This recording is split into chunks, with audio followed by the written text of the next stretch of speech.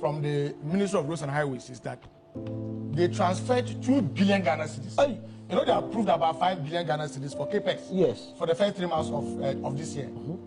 Out of that, just on Monday alone, they moved 2 billion Ghana cedis from Controller and Bank of Ghana to contractors' accounts. You are leaving office on Monday, you are handing over on Tuesday.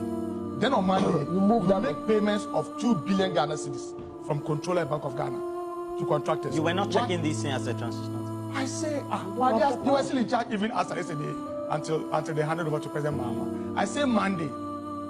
So all you could do was just whistleblow. You can't do anything. Is that the ministry that they gave someone a director and then they change him within a week? Exactly. 2 billion These people Monday. And this fuel matter, in the last 8 years, even the family members of Akufo-Addo have been fighting over who to import crude for our plants. Because you know what, Prof? It is a very lucrative business. Just imagine for every month, $40 million US. Hey. That's how much we used to import. So they are expecting President Mahama in the MDC today to cough out $40 million US just to import fuel for 1 month. When you've been in power, you've taken taxes, you've borrowed over the last 8 years, and you leave us with fuel just for 5 hours. President Mahama, who is taking office barely this morning, is being asked to cough out about $40 million US. The 2 billion that you used to pay contractors because you had your cash when take. Couldn't you have used part of it to go and import fuel for our lives to be on? These guys are insensitive, they are reckless, they are wicked. And my worry is that you have a young man who will leave his house in the morning to come and defend such an untenable act. What do you stand to benefit? Like we said, all that you do to yourself is that you lose credibility. Look, when President Mahama says that his immediate attention would be to restore macroeconomic stability and restore the economy, and then to also promote a good business environment, it will all rely on power. Absolutely. Regular supply of power. Even if the cost is high, businesses need to plan. And you plan just into doing so, just on the day you are leaving power, and you come and tell us we should go and solve it. You know why? Like you said, when you are buying some of these things, it takes time. Payment is not done immediately because you have to establish LC and what have you. And so if they knew that somewhere October and November, if they knew that establishing LC, they will not even be there for payments to be effected, then they lost interest.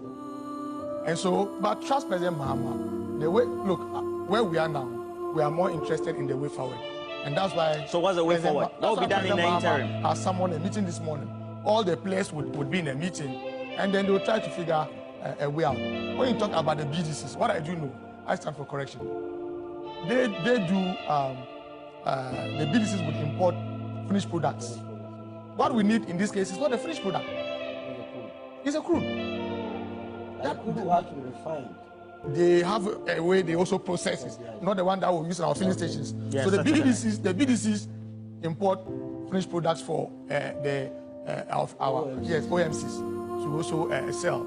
But what we need here is entirely different. And so President Mahama has a very hefty tax this morning. And I'm happy that President Mahama has always believed that wisdom does not lie in the head of one person. And so he's not just depending on the likes of Ajinapoy and Co. He's engaging all the team players. Come, open their books and let us see. Let us know the truth. And then we will communicate same to the Ghanaian public. I think that when we engage all the stakeholders today, we should be engaging the Ghanaian public, maybe through a press conference, for them to appreciate exactly what the situation is, as of yesterday when we were taking power from the NPP. I mean, this is reckless, and we shouldn't tolerate this. And like you said, Prof, we should hold them accountable.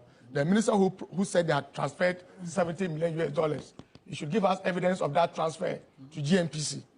Look, energy sector debt alone, 2.5 billion. You get into 3 billion. 2.5 billion US.